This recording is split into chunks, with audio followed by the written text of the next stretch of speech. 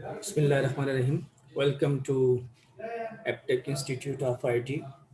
Online classes के अंदर हम आईसीटी सब्जेक्ट पढ़ रहे हैं। आईसीटी डीआईटी में फर्स्ट पेपर होता है information and communication technology. Daily basis पे मैं एक ही चीज़ बार बार रिपीट करता हूँ ताकि थोड़ा बहुत आइडिया कॉन्सेप्ट आपका क्लियर हो जाए। इसमें हम चैप्टर नंबर 1 डिस्कस कर रहे हैं, introduction to information technology.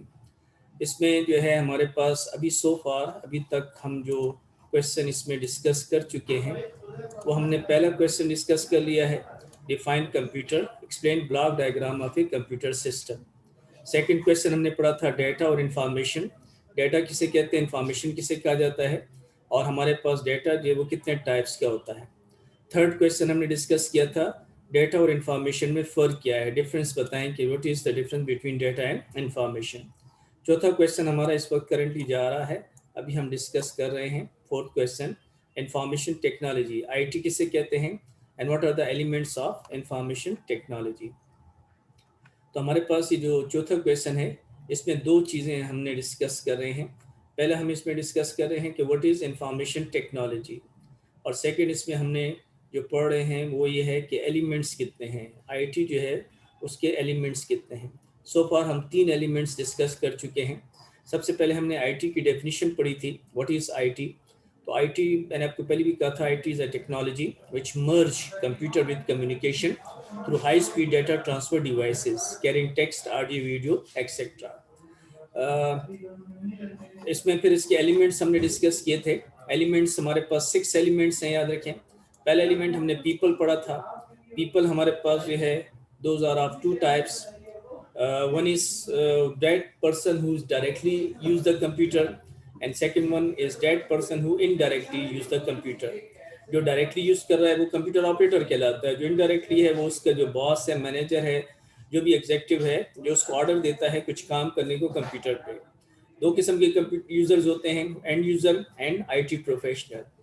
And user वो बंदा होता है जिसके पास इतना काफ़ी नॉलेज होता है कि वो कंप्यूटर को ऑपरेट कर सके, ठीक है, जिसका दूसरा नाम मैंने आपका कहा था कंप्यूटर ऑपरेटर भी कहा जाता है इसको, ठीक है। की पंच ऑपरेटर भी इसको कहते हैं, याद रखें। केपीओ पुराने पहले जो है इसकी पोस्ट होती थी कंप्यूटर ऑपरेटर की, वो केपीओ उसको कहा जाता है, की पंच ऑपरेटर कहा जाता था। आजकल जो है वो सिर्फ कंप्यूटर ऑपरेटर उसको हम कहते हैं। दूसरा हमारे पास जो यूज़र हैं वो आईटी प्रोफेशनल हैं। आईटी प्रोफेशनल वो यूज़र्स होते हैं जिसके पास इनफ नहीं, डिटेल नॉलेज होना चाहिए हार्डवेयर के बारे में, सॉफ्टवेयर के बारे में और कंप्यूटर लैंग्वेजेस के बारे में। वो जानता हो कि कंप्यूटर किस तरह जो है उसकी प्रोग्रामिंग की जाती है, ठीक है। इसमें हमारे पास प्रोग्रामर हैं, सिस्टम एनालिस्ट है, डेटाबेस डेवलपर है, डीबीए है, डेटाबेस एडमिनिस्ट्रेटर है, और नेटवर्क एडमिनिस्ट्रेटर है। ये वो बंदे हैं जो क्या हैं, जो प्रोफेशनल हैं, अपनी फील्ड के अंदर एक्सपर्ट्स होते हैं। इनको हार्डवेयर सॉफ्टवेयर के बारे में जानते हैं और कंप्यूटर लैंग्वेजेस के बारे में जानते हैं कि सॉफ्टवेयर किस तरह डेवलप किया जाता है। सेकंड फिर हमने पढ़ा था कि प्रोसीजर किसे कहा जाता है। तो प्रोसीजर हमारे पास जो है वो किसे कहा जाता है, स्टेप बाय स्टेप इंस्ट्रक्शन जो है, स्टेप बाय स्टेप इंस्ट्रक्शन जो है, स्टेप बाय स्टेप इंस्ट्रक्शन जो उसको प्रोसीजर कहते हैं, ठीक है। For using a new hardware और सॉफ्टवेयर। अब प्रोसीजर जो है वो बेसिकली कुछ फाइलें होती हैं जिसको हम अपने कंप्यूटर में क्या करते हैं, यूज इंस्टॉल कॉपी करते हैं ताकि वो डिवाइस प्रॉपर तरीके से काम कर सके, ठीक है। आजकल ये जो प्रोसीजर है, मैंने आपको कहा था कि ये सीडी या डिस्क पे आता है, उसको ड्राइवर डिस्क या सीडी कहा जाता है।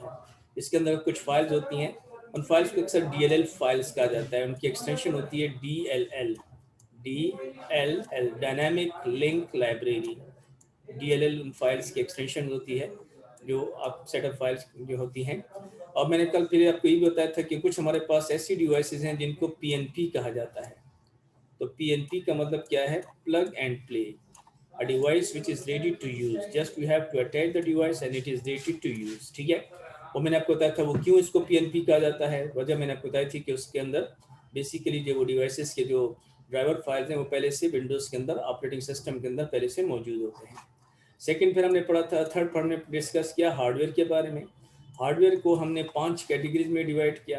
One is called input hardware, second is output hardware, third हमारे पास है प्रोसेसिंग हार्डवेयर, चौथा हमारे पास है स्टोरेज हार्डवेयर, और पांचवा हमारे पास है कम्युनिकेशन हार्डवेयर। इसमें हमारे पास मोडेम है, एनआईसी, राउटर, हब स्विच, ये सारी चीज़ें मैंने आपको कल भी कहा था, ये हम डिस्कस करेंगे नेटवर्क की क्लास के अंदर। तो वो अब ये पढ़ रहे हो शायद आप ऑनलाइन, उसकी जो है वीडियो आप वगैरह मिल रही होंगी आपको, ठीक है। तो उसमें आप ये चीज़ें डिस्कस करेंगे। आज हम इसको थोड़ा सा आगे लेके चलते हैं। तो हमारे पास फोर्थ जो एलिमेंट है वो हमारे पास है सॉफ्टवेयर। सॉफ्टवेयर मैंने कल भी कहा था, अगर आप जनरली डिस्कस करें कि हार्डवेयर किसे कहते हैं और सॉफ्टवेयर किसे कहा जाता है, तो हार्डवेयर तो फिजिकल पार्ट्स, फिजिकल कंपोनेंट्स आपके कंप्यूटर आर कॉल्ड हार्डवेयर। और सॉफ्टवेयर हमारे पास क्या होते हैं? All the computer programs made by companies are user itself are called software. जितने भी कंप्यूटर के प्रोग्राम्स होते हैं उन प्रोग्राम्स को क्या कहा जाता है? सॉफ्टवेयर कहा जाता है, ठीक है। तो सॉफ्टवेयर हमारे पास क्या है?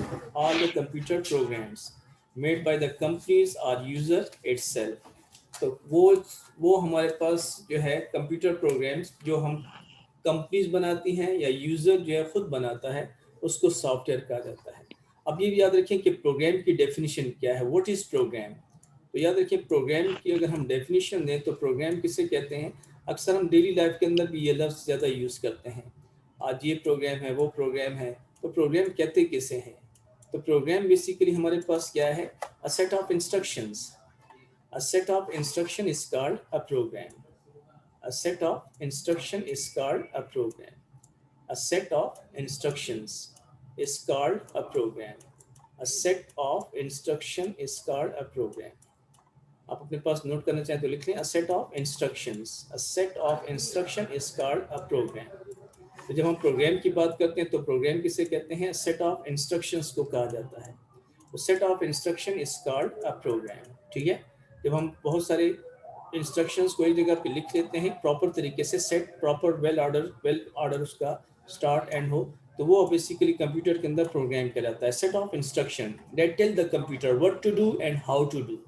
Set of instruction is called a program, ठीक है। तो याद रखिए सॉफ्टवेयर के अंदर हमारे पास क्या होते हैं? प्रोग्राम्स होते हैं। तो उसका मतलब प्रोग्राम, प्रोग्राम का क्या मतलब है?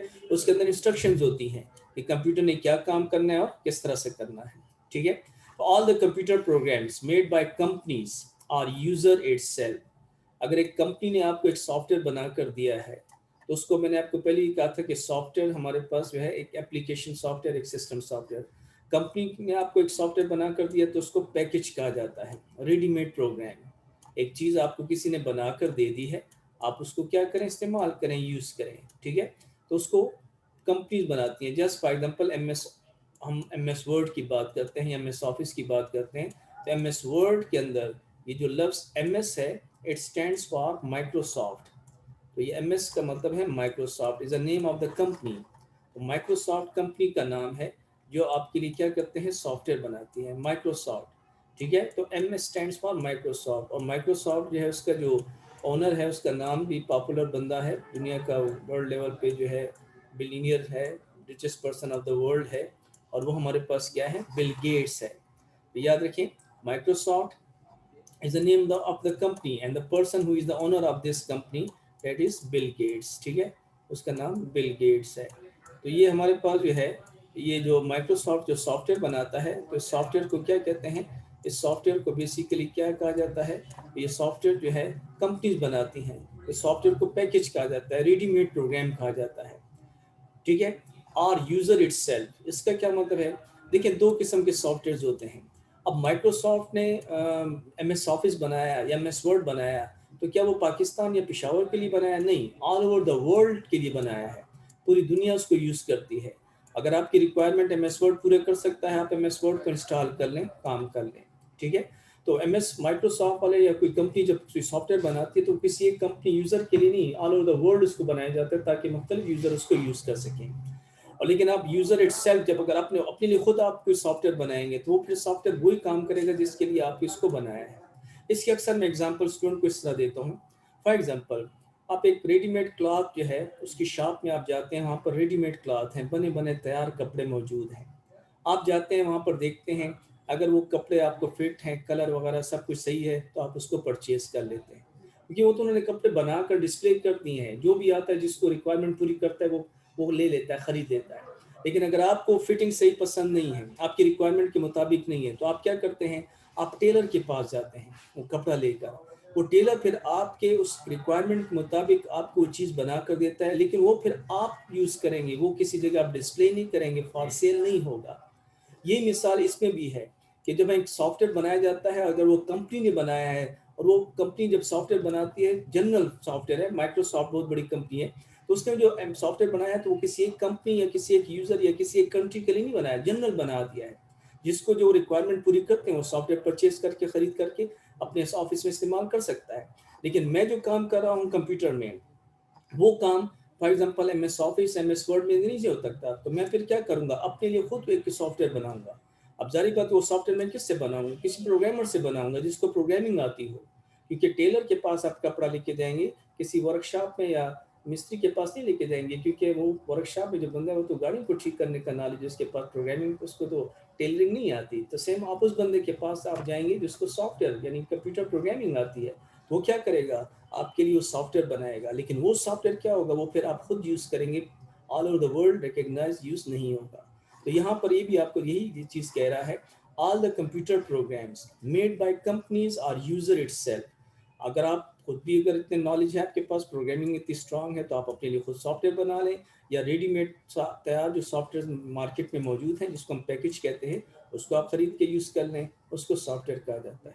क्लियर हो गई बात, बस ये है नहीं, made by companies are user itself का क्या मतलब है, तैयार बना बनाया सॉफ्टवेयर खरीदें, या कंपनी जो है यूजर की तरफ जो है, या आपको कोई यूजर बनाकर आपको देता है, तो डेट इज कॉल्ड सॉफ्टवेयर। अब सॉफ्टवेयर हमारे पास दो टाइप्स के हैं, फिर आगे इंशाल्लाह चैप्टर नंबर 3 या 4 में है, इंशाल्लाह डिटेल से डिस्कस करेंगे। System software and second one is application software. Application software का दूसरा नाम याद रखें क्या है, इसको पैकेज भी कहा जाता है, पैकेजेस भी कहा जाता है, पैकेज या इसको पैकेजेस भी कहा जाता है। ठीक है, एप्लीकेशन सॉफ्टवेयर का दूसरा नाम हमारे पास क्या है, पैकेजेस है। और पैकेज किसे कहते हैं, रेडीमेड प्रोग्राम को, बना बनाया तैयार प्रोग्राम, उसको पैकेज कहा जाता है। एक तो हम आजकल नेट के पैकेज यूज़ करते हैं, रात 12 से सुबह 4 बजे तक, वो वाला पैकेज नहीं, ठीक है ना, पूरी रात जो है इंसान को हर चीज़ से जो ख़राब कर देते हैं, ठीक है, फिर सुबह नमाज के लिए भी बंदा उठ नहीं सकता। तो पैकेज का मतलब यहाँ पर क्या है, रेडीमेड प्रोग्राम है, ठीक है। तो रेडीमेड प्रोग्राम का मतलब क्या है, बना बनाया तैयार प्रोग्राम, किसी ने आपको कोई सॉफ्टवेयर बनाकर दे दिया है, आप उसको क्या करें, इस्तेमाल करें, यूज़ करें।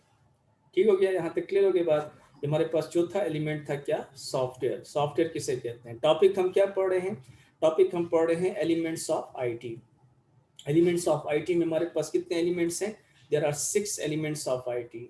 आईटी के जो है वो 6 एलिमेंट्स हैं, याद रखिए। और डेटा टाइप्स कितने हैं, डेटा टाइप्स हमारे पास 7 है, 7 डेटा टाइप्स हैं, but elements of IT are 6, ठीक है। There are 6 elements of IT. इसमें से हमने पहला पढ़ लिया पीपल, दूसरा हमने पढ़ लिया प्रोसीजर, थर्ड हमने हार्डवेयर के बारे में पढ़ा, चौथा आज अभी हमने सॉफ्टवेयर के बारे में डिस्कस कर लिया। अब पांचवा हमारे पास है डेटा एंड इंफॉर्मेशन, और छठा हमारे पास है कम्युनिकेशन, ठीक है। तो पहले हम डेटा, फिर वही चीज़ हमने ऑलरेडी पढ़ चुके हैं, क्वेश्चन नंबर 2 भी, क्वेश्चन नंबर 3 भी हम ऑलरेडी पढ़ चुके हैं डेटा के बारे में। मैं फिर रिपीट कर देता हूँ, आसान है। Collection of facts and figures in raw form is called data, ठीक है। रॉ फॉर्म का क्या मतलब है, मैंने आपको बताया था, a thing which is not defined, वो चीज़ जिसका कोई मतलब मीनिंग ना हो, उसको रॉ फॉर्म कहा जाता है। फैक्ट्स कहते हैं चीज़ों को, फिगर्स कहते हैं नंबरों को। मुख्तलिफ चीज़ों को या नंबरों को इस तरह से इकट्ठा करें कि उसकी कोई शक्ल सूरत ना बने, that is called data. Computer system के अंदर हमने पहले पढ़ा कि हम सबसे पहले क्या एंटर करते हैं, डेटा एंटर करते हैं by using different input devices. Data can not be use for decision making, इसकी मैंने 2-3 एग्जांपल दी थी आपको, कि डेटा की बेस पे हम डिसीजन नहीं ले सकते, फैसला नहीं कर सकते कि ये चीज़ काम करना है या नहीं करना। एग्जांपल मैंने आपको दी थी इसकी, आप किसी जगह एडमिशन ले रहे हैं, आप फॉर्म सबमिट करा रहे हैं, तो जब आप फॉर्म जमा कराते हैं तो ऑन द स्पॉट आपको नहीं बता दिया जाता कि आपका एडमिशन हुआ या नहीं हुआ, जब तक कि पूरी मेरिट लिस्ट ना बन जाए, पूरे सब स्टूडेंट्स के फॉर्म सबमिट ना हो जाए। दूसरी एग्जांपल मैंने आपको दी थी कि इंडिविजुअल मार्क्स हैं सब्जेक्ट वाइज, तो सब्जेक्ट वाइज जो स्टूडेंट्स के इंडिविजुअल मार्क्स हैं वो हमारे पास क्या है, वो डेटा है, जिसकी बेस पे हम डिसाइड नहीं कर सकते कि ये चीज़ सही है या फर्स्ट सेकंड थर्ड कौन है, ठीक है, जब तक कि सारा रिजल्ट कंपाइल ना हो जाए। इंफॉर्मेशन किसे कहा जाता है, a processed form of data is called information. After processing we get results in the form of information. जब हम डेटा प्रोसेस कर लेते हैं, उसके बाद हमें जो कुछ मिलता है वो क्या होता है, दैट इज़ इंफॉर्मेशन। मैंने पहले भी आपको एग्जांपल दी थी, अगर आपको याद हो कि यहाँ पर एक एग्जामिनर आया था टेक्निकल बोर्ड से और वो तमाम स्टूडेंट से आईसीटी का वाइवा ले रहा था। तो उसने जहाँ पर मैंने शेयर पहले आपको ये डिस्कस किया हुआ है, तो वो स्टूडेंट से ये पूछ रहा था कि आप मुझे बताओ कि इस रूम के अंदर जहाँ पर हम बैठे हैं, इस रूम के अंदर डेटा क्या है और इन्फॉर्मेशन क्या है। हालांकि डेटा और इन्फॉर्मेशन की डेफिनेशन ऑलमोस्ट सब तमाम स्टूडेंट्स को पता थी कि डेटा किसे कहते हैं, इन्फॉर्मेशन किसे कहते हैं, लेकिन उसने जो है थोड़ा सा टेक्निकल क्वेश्चन स्टूडेंट से पूछा और ये भी कहा कि अगर आपने सही आंसर दिया तो मैं आपको फुल मार्क्स दूंगा। तो बस वही स्टूडेंट आंसर यही दे रहे थे कि आप टीचर हैं तो आप इंफॉर्मेशन है और हम स्टूडेंट हैं तो हम डेटा हैं। नहीं, मैंने इसका आंसर आपको पहले भी बताया था कि इसका आंसर क्या है, कि उस रूम के अंदर जहाँ पर वो बैठा था तो उसमें जितनी भी चीज़ें हैं उन सबको इकट्ठा कर लें तो वो डेटा है, जिसमें वो चेयर्स भी पड़ी हैं, फ़ैन भी है, कंप्यूटर भी है, टेबल, सब कुछ जो है वो सारा का सारा क्या है, डेटा है। लेकिन अगर वो कोई कुछ से पूछता कि how many chairs are, how many computers are there, how many students are there, तो आप क्या करते, उसको प्रोसेस करते, काउंट करते, गिनते। तो ये गिनना है, काउंट करना, ये प्रोसेस कर रहे हैं, तो ये क्या होता है, इसको इन्फॉर्मेशन कहा जाता है।